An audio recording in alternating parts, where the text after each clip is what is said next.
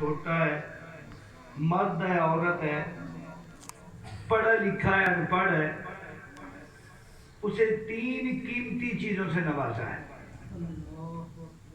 3 قیمتی چیزوں سے، اتنی قیمتی چیزیں ہیں کہ جس کا دنیا کے اندر بدل کوئی نہیں۔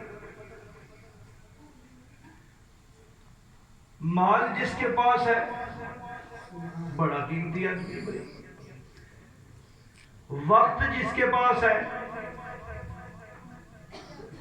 بہت بڑا قیمتی ہے، اور یہ جان جس کے پاس ہے وہ بھی بڑی قیمتی ہے۔ جان کتنی قیمتی ہے؟ جان کو اگر کوئی اللہ تعالیٰ نہ کرے کوئی ایسی تکلیف یا کوئی پریشانی آ پہنچتی ہے تو اس پر پھر وہ قیمتی سے قیمتی چیز خرچ کرتا ہے۔ مکان اس پر لگ جاتے ہیں، کتنے قیمتی ہے، اولاد اس پر لگ جاتی ہے، مال اس پر،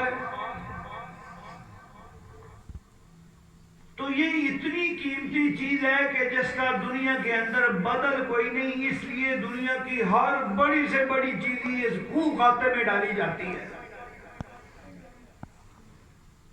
اللہ نے ان 3 بڑی نعمتوں سے انسان کو نوازا ہے، اور ایک طلب ہے اللہ کی، اور وہ طلب یہ ہے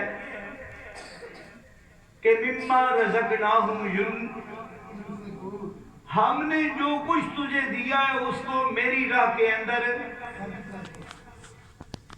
اس وجود کے اندر اللہ نے دماغ دیا ہے تو دماغ کہاں خرچ کرنا ہے؟ آنکھ دیے تو کہاں خرچ کرنی ہے؟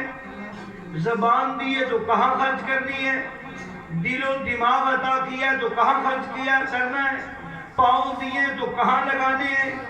ہاتھ دیے تو کہاں لگانے ہیں؟ یہ رزقنا کا معنی صرف مال نہیں ہے، اس رزقنا کا معنی اللہ کی عطا ہے۔